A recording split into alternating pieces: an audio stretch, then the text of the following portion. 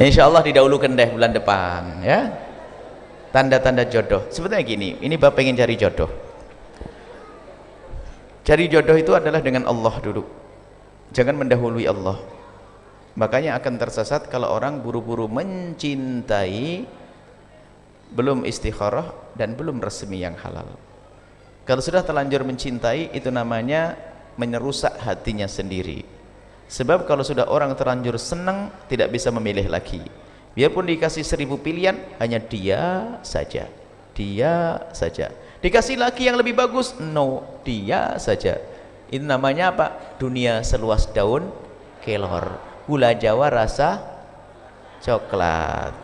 Nah ini repot kalau sudah senang dulu. Tapi kalau hatimu kosong, adikku, anakku semua yang soleh, adikku yang soleh, kalau hatimu kosong, tidak ada siapa pun di hak itu, hanya ada Allah dan Rasulnya. Aku cinta ibundaku, tapi cinta syahwat, cinta yang dibarengi dengan syahwat, cinta lawan jenis, tidak. Oh Masya Allah, pilihannya manusia sejagat. Allah, enak pilihannya. Kemudian di saat gak diterima, podo utui, tidak ada yang kurang apapun dariku. Tapi itu si manusia yang perlu dikasihani itu terlanjur mencintai, katanya sehidup semati, sama calon mertua ditolak. Kapokmu kapan? Nasib buruk tuh. Apa kapokmu kapan, ngerti? Nggak ngerti ya, poso Jawa, Jawa Timur. Ada orang akhirnya apa? Mestinya minum es degan, minum baikon. Gila itu dia, gara-gara seneng dulu. Tapi kalau orang hatinya bersih, Masya Allah, pilihannya banyak. Nah di saat seperti itu, maka pilihlah dengan kriteria 4 yang akan kami hadirkan pada pertemuan yang akan datang. Boleh kita melihat gantengnya dulu, di jamaliha, kata Nabi, kemudian 5 liha fulusnya, duitnya. Biasanya memang kelihatan wajah dulu sebelum rekeningnya kan, wajahnya dulu, cantiknya, orang tuanya cukup atau enggak, ganteng atau tidak. Ganteng dulu, wah menarik, ganteng secara fisik, tertarik dulu, secara fisik oke. Kemudian fulusnya, ya pekerjaannya mapan, tidur terus maksudnya. Mapan tidur terus ya. mapan tidur ya. Mapan dah, kerjanya bagus. Yang ketiga adalah hasab. Hasab itu watak dan perilaku, jangan dianggap sepele ya. Watak, perilaku, ada orang wataknya keras, ngomongnya keras, tapi baik. Tapi baik dia, tapi baik selalu tidak sengaja mukul, enak enggak? Ya enggak enak. Nah, ini watak itu penting. Baru yang keempat adalah fadfar bidzatid dini taribat yadak, agama. Nah ini adalah cara milih, dan tidak akan bisa menerapkan pilihan ini kecuali bang hatinya lagi kosong. Kalau sudah lagi cinta dengan dia, jadi 4 ada semuanya katanya. Nah, baru setelah itu ada gambaran,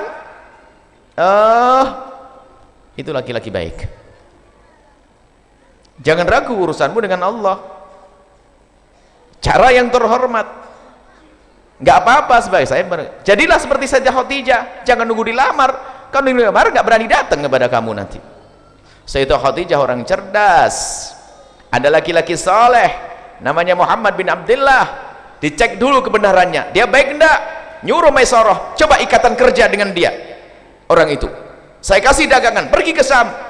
Bukan perempuan caper Siti Khadijah, nggak pernah ngobrol sama Nabi Muhammad. Hei Muhammad, lu mau kemana? Nggak ada. Gimana kerja sama gue, mau nggak? Nggak ada.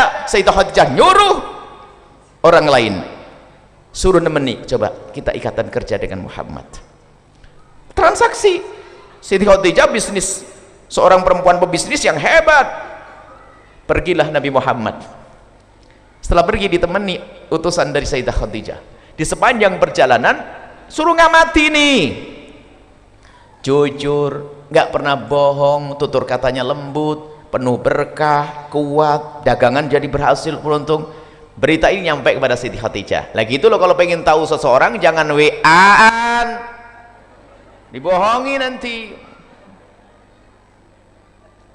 Dia WA setengah tidur, tahajud, dia nggak tahajud itu, jangan percaya. Nah, enak semua ini, nanti dendam sama saya itu. Jangan percaya WA tahajud neng. Alah, ngorok dia. nonton bola itu. Jadi lah Sayyidah Khadijah Al-Kubra setelah itu melihat Nabi Muhammad, setelah tahu, jadi tahu keadaan seseorang, tidak harus dirimu mengetahui secara langsung, justru informasi dari orang yang tanpa sengaja memberikan informasi itu akurat. Setelah itu apa? Wah bener Muhammad hebat. Umurnya mestinya minder dong, 40 tahun lamar 25, nggak masuk mestinya. Tapi Sayyidah Khadijah punya Tuhan Allah. Ya, maka jangan ragu kalau ketemu orang soleh, anak baik, jangan ragu. Kalaupun tidak diterima kan tidak apa-apa, belum ada ikatan hati, nggak usah minder. Sayyidah Khadijah mengirim keluarganya untuk menanyakan keadaan baginda Nabi Sallallahu Alaihi Wasallam. Waktu itu belum jadi Nabi, disambut oleh keluarga Rasulullah. Maka setelah itu wanita Arab nangis semuanya, kenapa aku tidak jadi Khadijah, padahal aku lebih cantik dari Khadijah.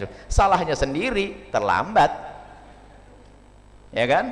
Makanya caranya seperti itu ya, pandang secara umum, cara yang terhormat, jangan langsung pengen tahu secara langsung, cari informasi, baru setelah betul dia baik bener, minta bantuan orang-orang besar yang punya kekuatan untuk bertanya. Tidak masalah perempuan lamar dulu, nggak ada masalah, tapi cara yang terhormat. Saya kalau punya anak perempuan, saya lamar dulu, karena mungkin laki-laki baik itu mau ngelamar anak saya, ya anak saya nggak level dianya orang Masya Allah mau ngelamar anak saya, bisa saja begitu.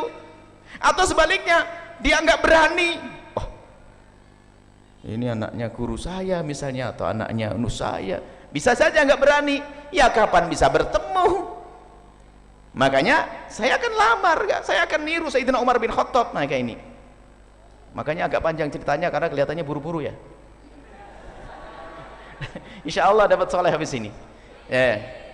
Jadi setelah begitu, tapi sebelum melamar dibarengi dengan namanya istikharah. Setelah ketahuan anak itu baik, lalu barengi dengan istikharah. Istikharahnya itu istikharah pasrah. Makanya kalau istikharahnya orang yang sudah senang dulu itu istikharah kurang ajar. Mestinya istikharah itu udah hanya begini loh, ya Allah in kana hadzal amru khairun li fi dini wa ma'ashi wa akibati amri faqdurhu li. Ya Allah, kalau memang ini baik untukku dunia dan akhiratku, mudahkan untukku. Lanjutannya, wa in kana hadzal amru syarrun li fi dini wa ma'ashi wa akibati amri fasrif anni. Yang kedua ini, ya Allah kalau memang dia tidak baik untukku, jauhkan dariku.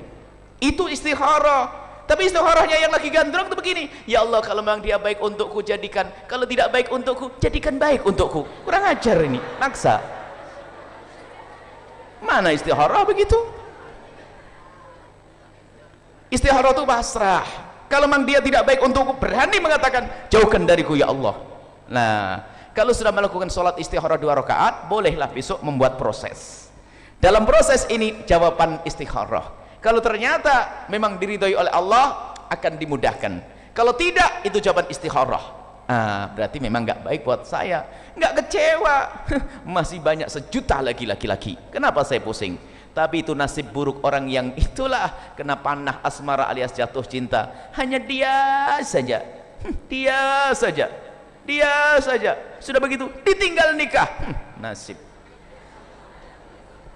Sudah caranya salah, sakit hati. Makanya jangan sakit hatimu ya, jangan sakit hatimu. Tata, bersihkan hati. No, pacaran no, nikah ya. Oh semangat nih, Masya Allah. Terima kasih. Dengar nak? Pemuda-pemuda dengar, cepat siap-siap. Sudah dengar suara lantang begitu kok masih diem saja, berarti jangan-jangan kupingnya ini ya dengar. Nikah itu penting, dipermudah pernikahan, sebab kalau pintu halal tidak dibuka, naudzubillah pintu haram yang terbuka. Halal dibuka, saya permudahkan pernikahan. Kalau di pesantren Al-Bahjah, kalau santri mau nikah saya izinkan, yang tidak saya izinkan melakukan keharaman, murka, saya marah. Tapi kalau nikah, ada yang nikah umur 17 tahun 18 nikah, pokoknya sudah waktunya nikah, nggak usah dilarang-larang. Nikah dipermudah, karena itu pintu halal. Kalau pintu halal ditutup, yang kebuka pintu haram. Mata ngelihat yang haram, WA haram, semua haram. Mana keberkahan hidup? Semoga dapat jodoh yang soleh, cepat-cepat.